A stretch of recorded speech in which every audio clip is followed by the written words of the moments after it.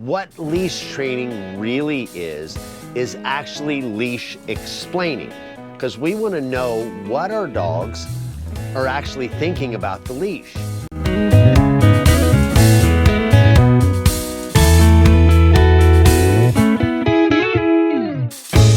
Hey, it's Gary with Natural Instinct Dog Training. In this edition of the Adventure Series, we're going to talk about leash walking. Now, if you haven't already seen the other editions on the Adventure Series, the easiest place to find them is on our YouTube page under Natural Instinct Dog Training. We've got videos on the leave it command, muzzle training, back command, so on and so forth. What leash training really is actually leash explaining, because we want to know what our dogs are actually thinking about the leash. It's not as simple as just throwing a leash, collar, or harness on our dog and then heading outside and going for a walk. It's up to us to explain to them what we actually want. Now, I do have a video on my YouTube page, on Facebook, Instagram, all the different stuff about leashes, collars, harnesses, and all the different types that are out there and the ones that I like to use. But what our dogs think is when we put that leash on them, that they know we're going to come with them. And that's all they really think it is. The problem is our dogs aren't being bad by dragging us down the street. They're just excited that they can go as fast as they want, and well, we're just kind of slowing them down, I guess, aren't we? The reality is what the leash needs to mean to our dogs is it is a way of us to get their attention. It's kind of like us tapping on their shoulder. We're not trying to hurt them. We're not trying to force them to obey, but I want to have a nice walk. It should feel the same as if we're walking with someone and holding hands. Nobody wants to be drugged down the street. We want to do it together. So to our dogs, the number one rule that I like to use is I call it, don't make me pick up my leash. Because when we're going on our walks, we have a tendency to kind of lose communication. They think we're doing one thing, we think we're doing something else. So keep the rules really simple. The rules are, don't make me pick up my leash, don't make me pull on my leash, tug on my leash, step in front of you. Because the only things that are going to make me do that is if they start pulling on the leash, if they start putting any pressure on the leash. The leash should be soft, not dragging the ground and not held tight. It should just be soft, just like holding someone's hand. What causes me to do that is the same thing that would cause me to do that if I was walking with someone and holding hands. If they started pulling me or dragging me, I'm gonna pull back and say, hey, where are you going? What's going on? Because I want to walk together. So as we're doing this, no matter the leash, collar, harness you have, we get caught up in, we're trying to go for a walk. We want to get our miles in. We want to go a couple blocks around the neighborhood. We want to walk around this park that we're staying at. The problem is that we have one set of goals and our dogs have another set of goals. They're just going out and wanting to sniff everything and see everything, and they don't understand we want to do this as a partnership. We want to do this together. So when the dogs start to pull, a little bump on the leash. You need to tie the bump on the leash with verbal. So it's We start with verbal, or no pull, or heel, whatever we want. We give that verbal.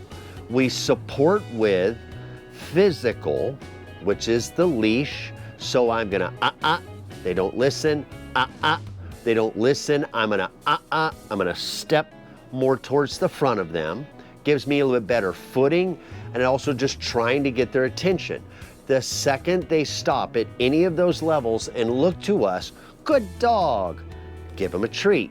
When they're looking at us because they gave the pressure, they understood what we wanted, we want to make sure that we give them hi Rudy. We want to make sure that we give them praise so they understand what we want. It's our job to explain it to them. Now, the different tools and harnesses and things that are out there, like I said, there's a video you can reference back on my different pages. One thing that you can do, because the hardest thing that people have is we're trying to explain to our dogs. Well, explaining to our dogs means I need to find the dog that I want to take on a walk before I even walk through the door, and make sure the dogs are being polite. They're not dragging me through the door. They're not pushing me out of the way. As soon as I get on the front porch, I get outside, I want to re-find that dog and make sure that we're calmly communicating. They're not dragging, pulling, anything like that. If they see another dog, see a neighbor, leave it, because I want them to pay attention to me because we're doing this together. Then we progress to the front yard, to the driveway, just right outside where we're staying, and I'm looking for that dog. You might be practicing these things just to get your dog to stand calmly on the porch. You might be practicing this for a few days. It's okay if it takes you a week before you can have your dog stand calmly in your front yard as people are walking by. That's okay. But if we also really want to be able to walk our dogs and take our dogs for a walk with us, this is when, say, the old collar, the old harness, that's when those things can come out. So our dogs understand that if they have this new training tool on, that this is when we're working, and if they have the old one on, this is when I can still pull mom and dad around. It's not that I want to encourage them to pull, but let's say you got a new front pull harness and you want to take your dog for a walk, and now you're just going to let them start pulling on it. Then we really didn't explain it, did we? So having different tools to use at different times. Eventually, we do want them to know that they're not supposed to be pulling no matter what collar or harness we have, but it's up to us to take whatever time it takes to explain to them what we actually want. When we're doing this, like I said, little pieces at a time. What we're trying to do is explain it. Now that can mean we might be taking the dog someplace, so I want them to calmly get in the car. And then when I get where I'm going, use the back command. I want them to calmly get out of the car. When they get out of the car, little leave it, whatever, they stop. They look at us, good dog, give them that treat. We want to give them a positive association to giving to pressure and listening to us. So what I want you to work on is working on finding the dog you want to take for a walk. Then find that dog out front. When you're on a little bit of a walk, sit down at the park bench, sit calmly. People walk by, leave it. We're just gonna sit here and calmly hang out, kind of like Buddy right now. Yes, you're a good boy. And we're just calmly hanging out. You know, we hear it all the time that people say, you know, I wish my dog would act like he does at home when we go places. Well, at home, we've set certain rules, we've set certain boundaries, we've taught manners inside our house. When they get outside, this is like an amusement park to them. It's like Disney. They get excited, they smell things, they see things. So what you're gonna wanna do is just look for ways to get outside, whether it's sitting calmly, going for a calm, short walk, even if you're just in your front yard, walk around your backyard. Look for the dog that you want to take for a walk before you really go on a walk. We're trying to explain to them what we actually want. If you've enjoyed this video, like, follow, share, subscribe to our pages for more content to help you and your dog.